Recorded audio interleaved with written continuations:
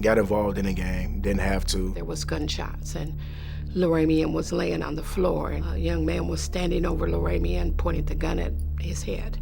He yelled, "Don't do it," and the trigger was pulled. I'm the person that murdered her son. I hated this boy. He was an animal, and he deserved to be caged.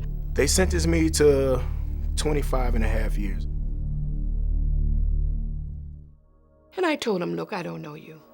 You don't know me. We just need to get to know one another. You can tell a moment. I was just like, you know, may I come around the table and hug you? And he had to hold me up. She just crumbled. And I began to say, I just hugged the man that murdered my son. I just hugged the man that murdered my son. I think maybe that is what really started to establish our bond. I knew that it was over, that I had truly, truly forgiven him. She's my mother now. She's my second mother. I treat him like my son. I talk to him like a son. Actually, she and I are neighbors now. Father, we just thank you. To be able to look in my face every day, it takes a great strength. To be forgiven is teaching me something.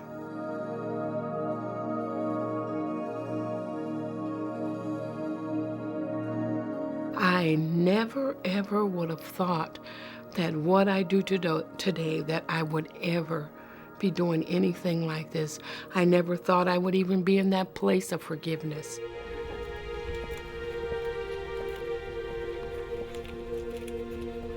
And when he got out, I didn't pressure him to start speaking with me. When the time came, he called and said, you know what, it's time. I know this is what I'm to do. And so this is what we do today, that we go and we share our story.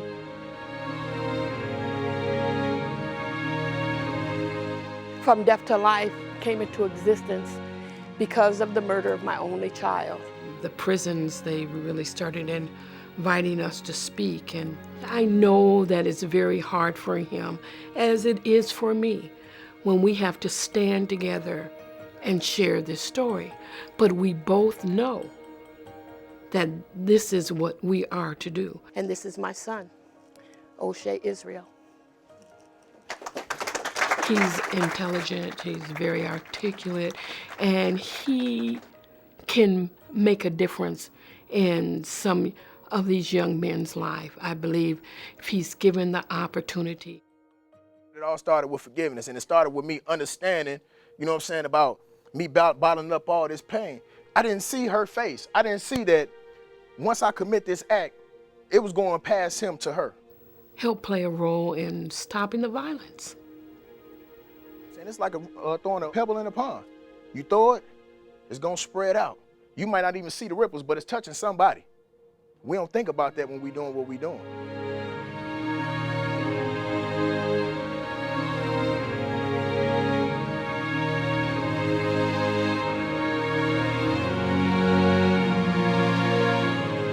Underneath From Death to Life, there's an organization called Two Mothers.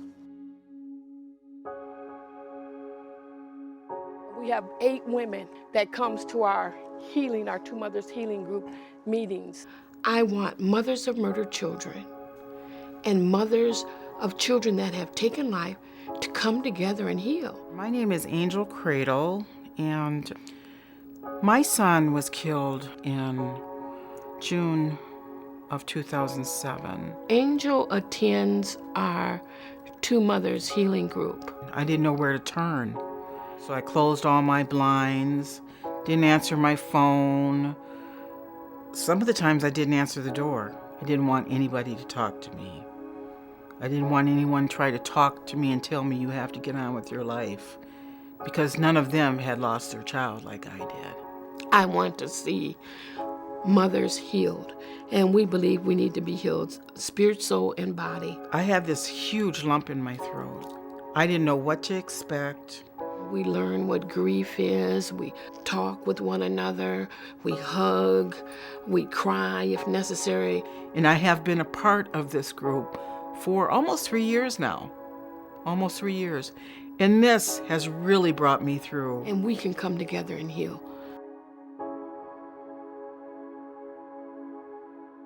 hopefully more mothers and fathers of the same type of tragedy that myself and Mary has endured will be able to come together and be able to do what has been done here for us. I know that this is what I've been called to do, the speaking and to bring both sides together, to be a bridge, to bring both sides of these families together.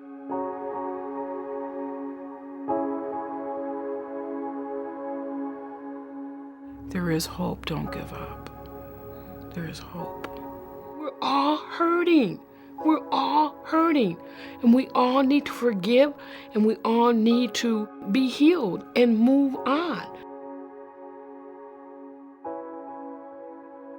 Sometimes I hear him say, hey, Mary Lou, you go, Mom. You go.